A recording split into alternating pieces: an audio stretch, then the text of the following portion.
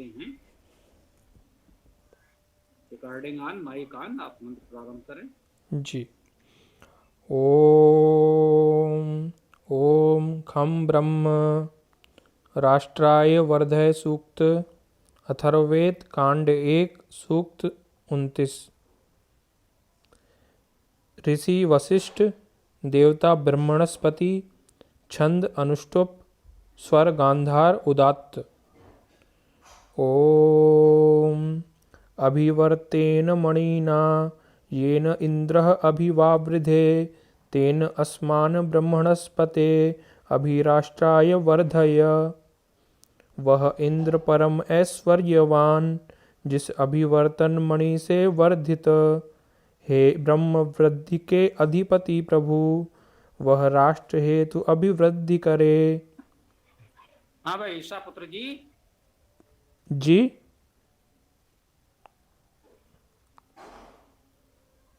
जी स्वामी जी। इनके साथ तो कुछ समस्या लग रही है पुलकित, देखो भाई क्या समस्या है। जी मैं तो ईशापुत्र जी आपका माइक तो ऑन है, बोलिए।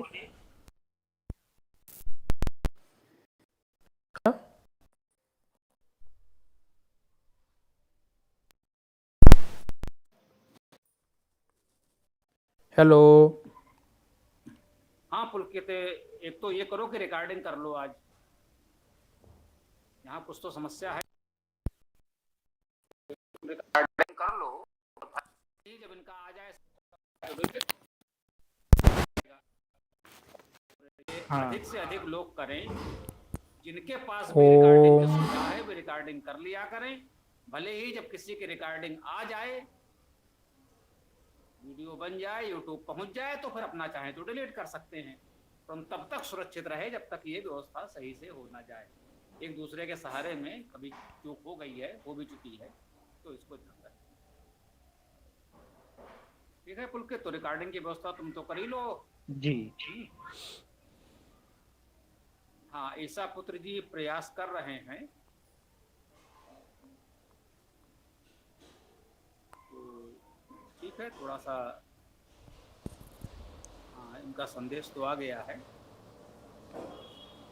फिर भी पुलकित भी करते रहें, और जो कर सकें करते रहें, तो बैकअप डाटा होना अच्छा। ठीक है ना, किसी एक पर रहें, तो तकनीकी कारणों से कभी कभी बीच में कुछ समस्या आ गई तो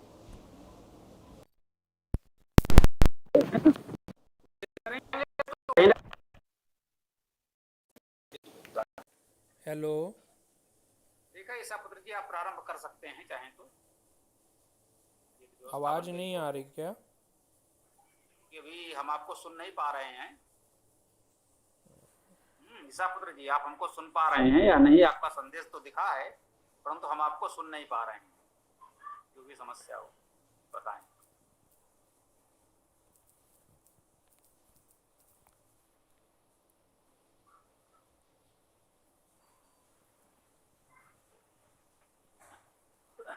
देखिए सापुत जी ने बता दिया, कोई और कर ले तो पुलकित इस व्यवस्था को देख लो, रिकॉर्डिंग भी कर लो, और मंत्र का जैसे पहले करते थे, तुम ही करते थे, तो उसको भी कर लो। ठीक है, गुरु जी कर रहा हूँ। ठीक। ओम अभिवर्तेन मनिना येन इंद्रे अभिवाव्रदे तेन अस्मान् ब्रह्मणस्पते अभिराष्ट्राय वर्धयेत्। वह इंद्र परम ऐश्वर्यवान जिस अभिवर्तन मणि से वर्धित, हे ब्रह्म वृद्धि के अधिपति प्रभु, वह राष्ट्र हेतु अभिवृद्धि करे। मंत्रार्थ। इंद्र इंद्र अर्थात परम ऐश्वर्यशाली, परम ऐश्वर्यवान। येन जिस, मणिना मणि शब्द द्वारा, अभिवर्तेन अभिवर्तन अनुपालन द्वारा, अभिवाव्रदे अभिवृद्धि प्रकाश शब्द करता है, ब्रह्मणस्पते हे वृद्धि के अधिपति, तेन उसके द्वारा अस्मान हमको राष्ट्राय राष्ट्र के लिए अभी अभिमुख सर्वथा वर्धे बढ़ाओ। भावार्थ। हे वृद्धि के अधिपति परम ऐश्वर्यशाली, जिस मणि अर्थात शब्द द्वारा अभिवर्तन अर्थात अनुपालन द्वारा अभिवृद्धि करता है, प्रकाश शब्द करता है, उसके द्वारा हमको राष्ट्र के लिए सर्वथा बढ़ाओ। धात्वादि निरुक्त। अभिवर्तेन अभि उपसर्ग, व्रत धातु का अर्थ है वर्तन करना, वर्ताव करना, रहना, होना। मणिना में मण धातु है जिसका अर्थ है शब्द करना। ये न सर्वनाम है इंद्र परम ऐश्वर्यवान होना। अभी उपसर्ग है। वावृद्धि में वृद्ध धातु है जिसका अर्थ है बढ़ना, चमकना, बोलना। तेन सर्वनाम, असमान सर्वनाम, ब्रह्मस्पते। ब्रह धातु का अर्थ है वृद्धि होना, शब्द करना। पत धातु का अर्थ है ऐश्वर्य होना, पराक्रम होना। अभी उपसर्ग है। राष्ट्राय में रास किसका अर्थ है शब्द करना। राज धातु का अर्थ है दीप्त होना, प्रकाश होना, शोभित होना, जीतना। वर्ध्य वृद्ध, बढ़ना, चमकना, बोलना। जी जी गुरु जी। ओम खम ओम खम ब्रह्म।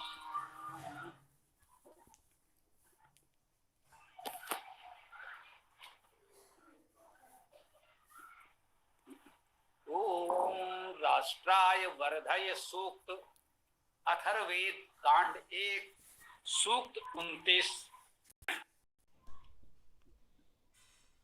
ऋषि वशिष्ठ देवता ब्रह्मणस्पति छंद अनुष्टुप स्वर गांधार उदात। तो इस मंत्र में ऋषि वशिष्ठ हैं।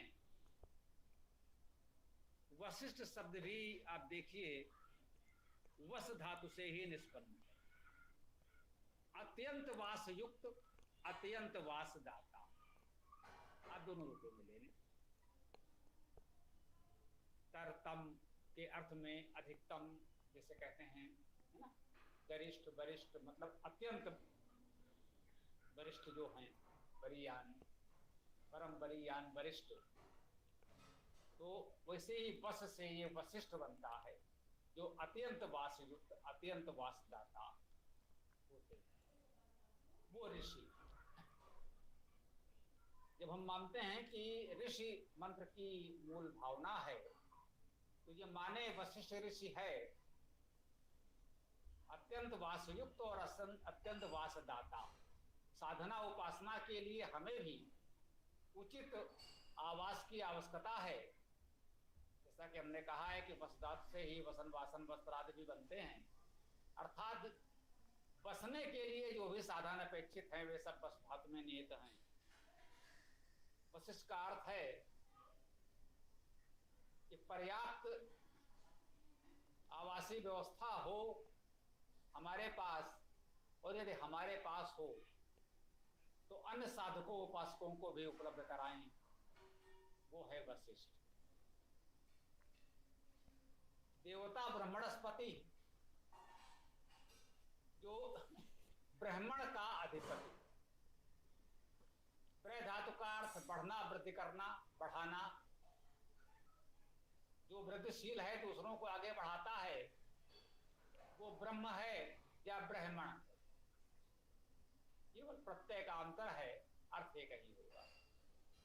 ब्रह्म और ब्राह्मण, ब्राह्मण एक ही बात।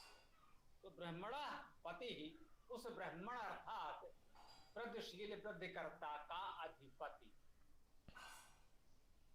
इसका देवता है। अर्थात परमेश्वर को यहाँ पर ब्राह्मणस्पति के रूप में स्मरण किया गया है, स्तुति की जा रही है। जो हम सबकी अभिवृद्धि करने वाला है, हम सबको आगे बढ़ाने वाला है, वो उसका भी अधिपति। क्योंकि समाज में हम सब अपनी सामर्थ्य के अनुसार अन्य लोगों को आगे बढ़ाने का प्रयास करते हैं और करना चाहिए, यह स्वाभाविक है। परंतु हम सब का जो भी इस तरह के सद्भाव वाले हैं, दूसरों को आगे बढ़ाना चाहते हैं, उन सब का अधिपति वह परमेश्वर ही है। ये शक्ति सामर्थ्य हमको उसी से प्राप्त हुई है। तो उस परमेश्वर को इस मंत्र में ब्रह्मणस्पति कहा गया है, ऐसे वृद्धिशील वृद्धिकर्ता जनों का अधिपति कह सकते हैं। इसके लिए जो भी उपयोगी संसाधन है उन सब का अधिपति। तो कह रहे हैं अभिवर्तेन मणिना येन इंद्रः अभिवावर्ते। अभिवर्तेन, अभि और व्रत धातु है। अभि उपसर्ग, व्रत धातु, अभिवर्तन द्वारा। अब ये व्रत धातु को समझ ले। हम लोगों ने पिछले अनेक सूक्तों में व्रत धातु का अर्थ हिंसा करने से लिया। एक व्रत धातु का अर्थ हिंसा करना भी होता है, और बहुत सहजता से आप जानते हैं हिंसा करने का अर्थ तो हमें कह लीजिए कि शायद जानना पड़ेगा, बहुत लोग नहीं जानते हैं। व्रत धातु से ही वर्तमान बनता है। वर्तमान है, वर्तमान होना, ये व्रत धातु का ही तो अर्थ हुआ। बर्ताव करना, व्यवहार करना, वर्तमान होना, वर्तमान रहना, अभिवर्तन करना, इसी से व्रत शब्द बनता। तो ये इस धातु के दोनों अर्थ हैं, और जैसा कि हम निवेदन करते आए हैं कि संपूर्ण मंत्र को देखते हुए, संपूर्ण मंत्र के अन्य शब्दों भाव विचारों को देखते हुए हम अनेक अर्थों में से किसी अर्थ का चयन कर सकते हैं। कहीं एक से अधिक अर्थ उपयोगी होते हैं, कहीं कोई एक अर्थ उपयोगी होता है। तो यहाँ पर हिंसा का अर्थ तो ग्रहण करने योग्य प्रतीत नहीं होता, फिर भी हम कहना चाहते हैं, ये कोई सज्जन कहे कि नहीं भाई हम ग्रहण करें तो करें, वो अर्थ लेकर भी पूरे मंत्र का अर्थ करने का प्रयास करें और देखें क्या अर्थ निकलता है। जो अर्थ निकलता है क्या वह उपयुक्त है, वेद की भावना गरिमा के अनुकूल स्वीकार करने योग्य है। यदि है तो ठीक है, नहीं है तो छोड़ दीजिए। अभिवर्तेन मणिना, तो अभिता वर्तमान होने से, होने द्वारा, ये तृतीया एक वचन है, उसके द्वारा, उसके साथ, अभिवर्तमान से, जो अभिता वर्तमान है, जो कुछ उपस्थित है हमारे पास है, वर्तमान द्वारा, मणिना, मणि द्वारा। तो वर्तमान मणि द्वारा ऐसा अर्थ कर सकते हैं। जैसा कि हम जानते हैं कि संस्कृत में सभी शब्दों में विभक्तियां जुड़ी होती हैं। आधुनिक भाषाओं में ऐसे सारे विशेषण लिखने के बाद केवल अंत में विभक्ति लिखी जाती है। वैदिक और संस्कृत भाषा में विभक्तियां सभी पदों में निहित होती हैं, लिखी जाती हैं। अभिवर्तेन बढ़ना, अभिवर्तेन मणिना का अर्थ हुआ अभिता वर्तमान मणि द्वारा या मणि के साथ। येन, जिसके द्वारा, ये तो सर्वनाम है, तृतीया एक वचन ये भी है, जिसके द्वारा इंद्र, इंद्र ने, इंद्र शब्द से अब हम बहुत परिचित हो गए हैं।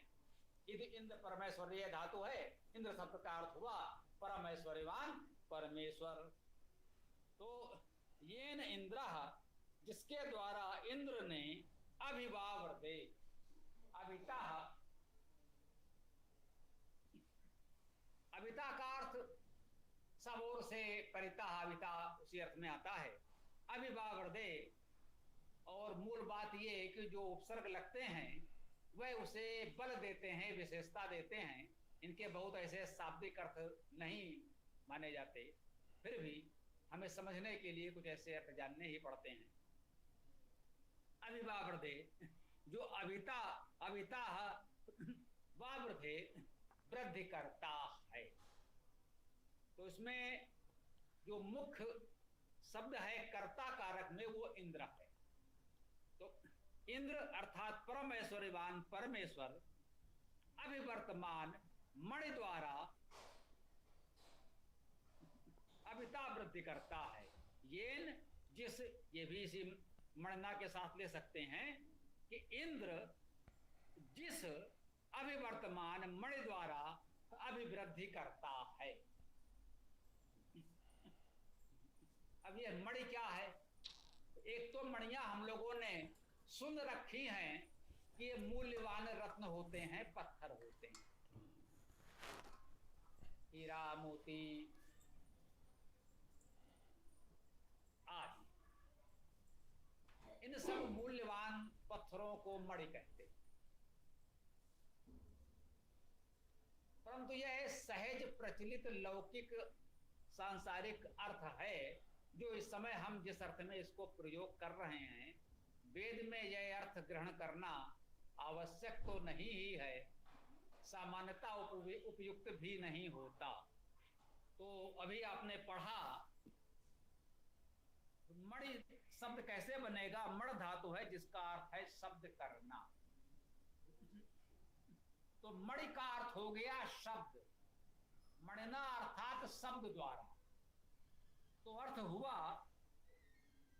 इंद्र अर्थात परम ऐश्वर्यवान परमेश्वर ने जिस अभिवर्तमान शब्द द्वारा अभिवृद्धि करता है, वह जो इंद्र परमेश्वर है वह जिस वर्तमान शब्द के द्वारा अभिवृद्धि करता, वह शब्द कितना महत्वपूर्ण है, जिस शब्द के द्वारा वह संपूर्ण सृष्टि की अभिवृद्धि कर रहा।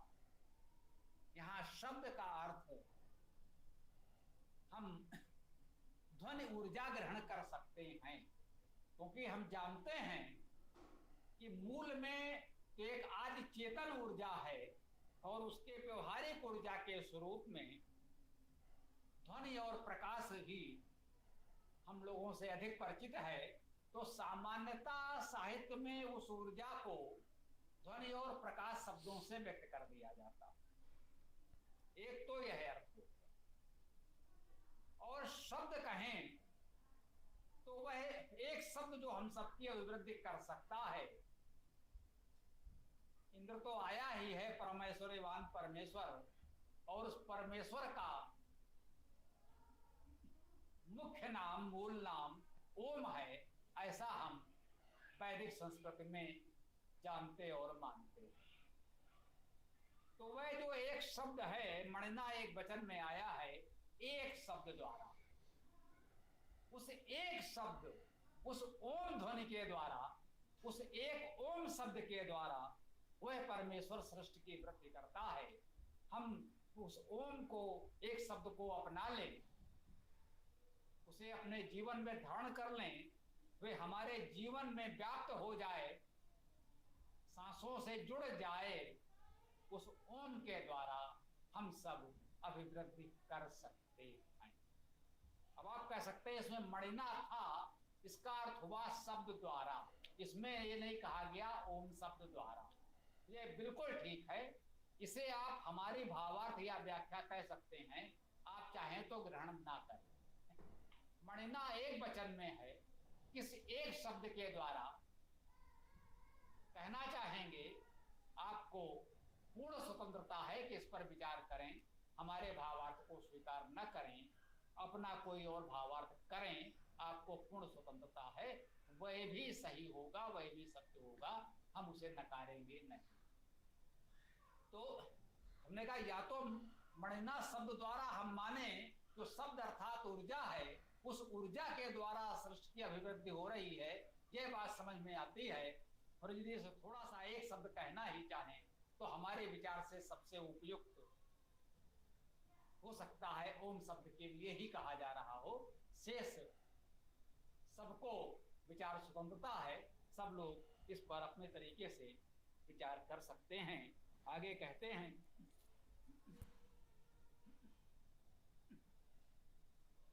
तेन असमान, तेन उसके द्वारा, देखिए ऊपर आया था येन जिसके द्वारा, ये भी सर्वनाम है। तेन उसके द्वारा, ये भी सर्वनाम है। तेन उसके द्वारा असमान हमको, ये भी सर्वनाम है। तेन तृतीया में, असमान द्वितीया में। तृतीया कर्ण कारक, द्वितीया में कर्म कारक। तो तेन असमान उसके द्वारा, असमान हमको, ब्रह्मणस्पति, हे ब्रह्मणस्पति, हे ब्राह्मण के अधिपति, जो इसका देवता है, संभवतः पूरे सूक्त का ऋषि देवता यही है। तो कह रहे हैं हे ब्रह्मणस्पति, हे सबकी अभिवृद्धि करने वालों और उन अभिवृद्धि के अधिपति, सबकी अभिवृद्धि के अधिपति और अभिवृद्धि करने वालों के अधिपति। इस प्रकार से दोनों अर्थों में ब्रह्मणस्पति को हम स्वीकार कर सकते हैं। ब्रह्मवर्धने धातु है वृद्धि करना, ब्राह्मण अर्थात वृद्धि और वृद्धि करने वाले उनके अधिपति। तो हे ब्रह्मणस्पति, हे वृद्धिशील अधिपति, हे वृद्धि के अधिपति, हे वृद्धिकर्ता जनों के अधिपति, तेन अस्मान उसके द्वारा हमको अभिराष्ट्राय वर्धय, हमको अभिराष्ट्राय अभिता राष्ट्र के लिए, सब ओर से राष्ट्र के लिए वर्धय बढ़ाओ, बढ़ाइए बढ़ाएं, वर्धय बढ़ाएं। कह रहे हैं जिस शब्द के द्वारा इंद्र परमेश्वर ने जिस अभिवर्तमान शब्द के द्वारा अभिवृद्धि करता है, उसके द्वारा, उसी मणि, उसी शब्द के द्वारा हे ब्रह्मणस्पति हमको अभिताह राष्ट्र के लिए बढ़ाइए। देखिए, हमको बढ़ाइए, आसमान हमको बढ़ाइए, केवल मुझको नहीं बढ़ाइए, हम सबको बढ़ाइए। और किस लिए बढ़ाइए? राष्ट्र के लिए बढ़ाइए, केवल हमारे निजी स्वार्थ के लिए मत बढ़ाइए, अभिराष्ट्र के लिए बढ़ाइए। संपूर्ण राष्ट्र की अभिवृद्धि हम मांग रहे हैं।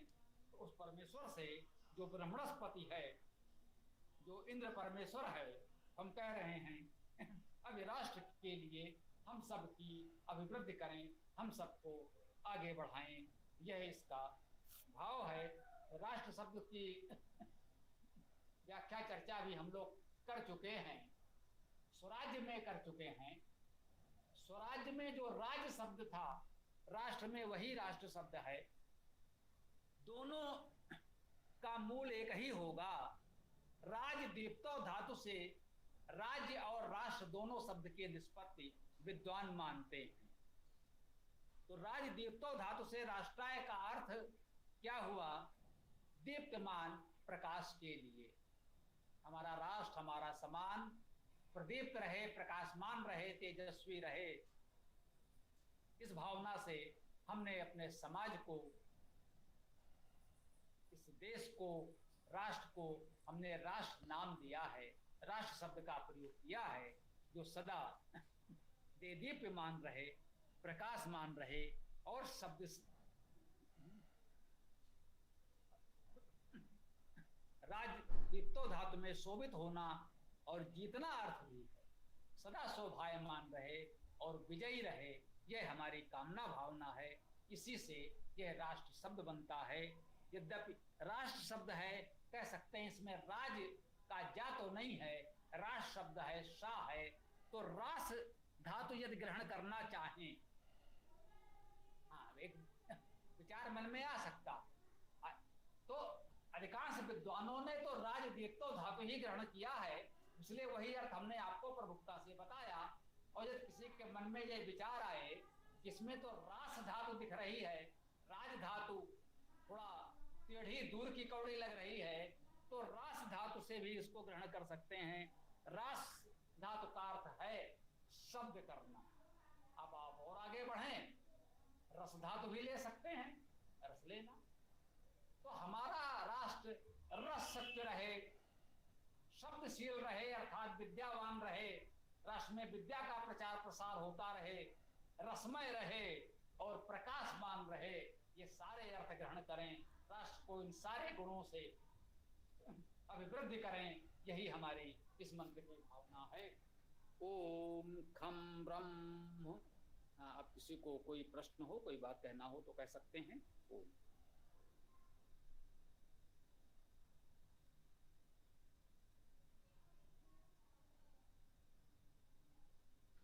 स्वामी जी, अभिवर्तेन के बारे में जो बात आई, तो अभिवर्तेन मतलब हमको व्यवहार करना उस तरह से, या क्या है उसको? जी, हमने कहा ना, व्रत धातु है वर्तमान होना, बर्ताव करना, व्यवहार करना, अर्थ भी विद्वानों ने लिखा है। तो वही है कि हमें अवसर के अनुकूल क्या ग्रहण करना। तो ये भी कह सकते हैं कि एक अच्छे व्यवहार के द्वारा, अच्छे आचरण, लोगों के साथ अच्छे संबंध, अच्छे व्यवहार के द्वारा ये अर्थ भी ग्रहण करें तो ठीक है, ये भी चलेगा, उपयुक्त है, इसको भी नकारा नहीं जा सकता, स्वीकार करने योग्य है। और वर्तमान का अर्थ भी है। तो हमने आपसे निवेदन किया है, जितने अर्थ संभव हैं धातु के अनुकूल वो सारे अर्थ ग्रहण किए जा सकते हैं जो मंत्र में उपयुक्त हैं, वो सारे ग्रहण किए जा सकते हैं, और उनमें से कोई एक दो चयन करना पड़े तो हम चयन कर सकते हैं, पूरे मंत्र के अर्थ को ध्यान में रखते हैं। ओम।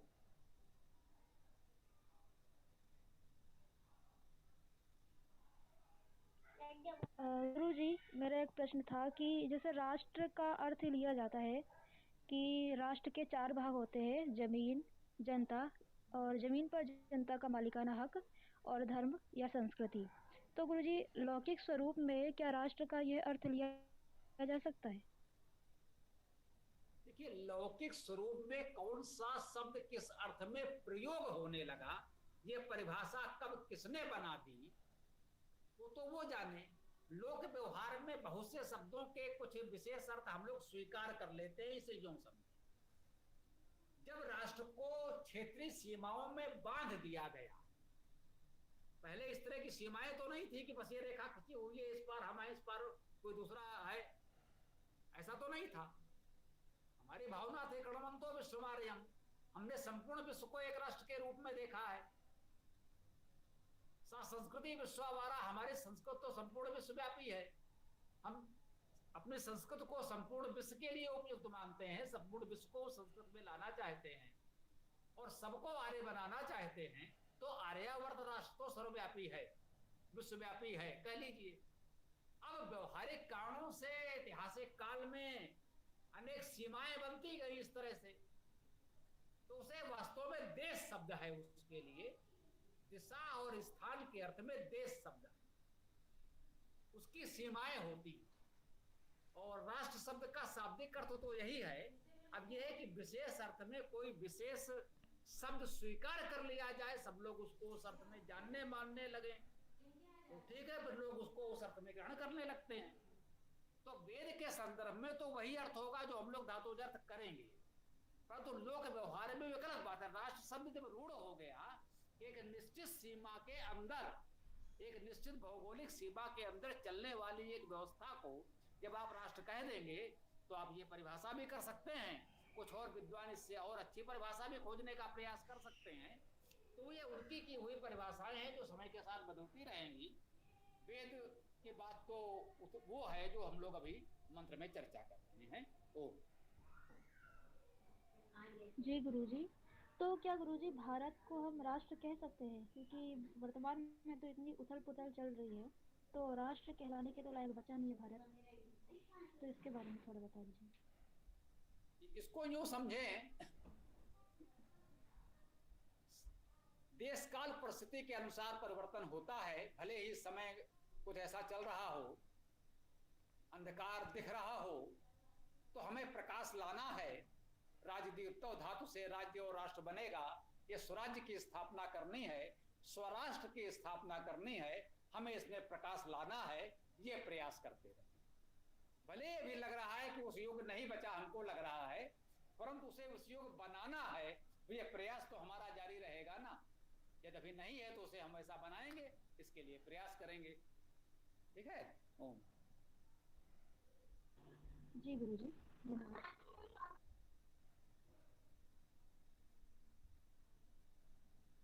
ठीक है, किसी और को कुछ कहना हो तो बोलिए, बताएं।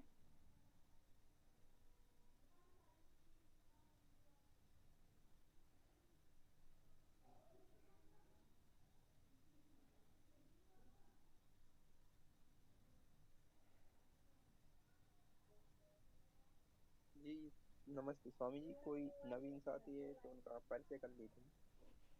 ठीक है, ओके। जी अंजनी कुमार, आप अपना परिचय देंगे?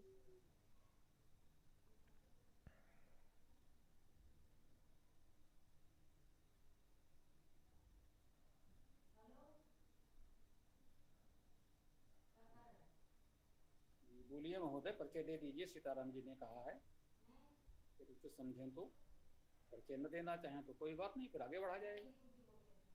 बोलिए।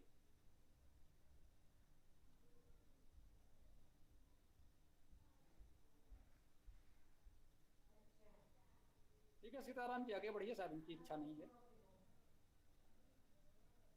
जी स्वामी जी, और तो सभी लगभग परिचित लोग हैं।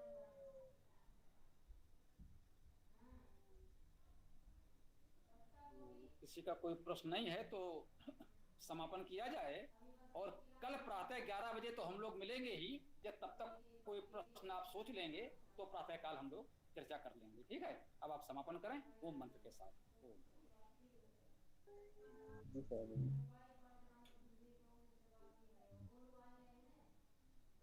ओम यो असो आदित्य पुरुषः सो असो अहम ओम खम ब्रह्म ओम खम ब्रह्म। नमस्ते सभी साथियों को। ओम खम ब्रह्म सभी साथियों को सदैव ओम खम ब्रह्म सभी को सदा नमस्ते। ओम खम सभी को नमस्ते। ओम खम ब्रह्म सबको नमस्ते। ओम यो असो आदित्य पुरुषः सो असो अहम ओम खम ब्रह्म ओम खम ब्रह्म। सबको सादर नमस्ते। ओम खम ब्रह्म। कल प्रातःकाल 11 बजे हम लोग मिलते हैं। प्रश्न आदि सोच लीजिएगा। किसी भी विषय पर हम लोग सनातन धर्म से संबंधित किसी भी प्रश्न पर चर्चा कर सकते हैं। ठीक है, कल प्रातः 11 बजे मिलते हैं। तब तक के लिए शुभमस्तु, कल्याणमस्तु।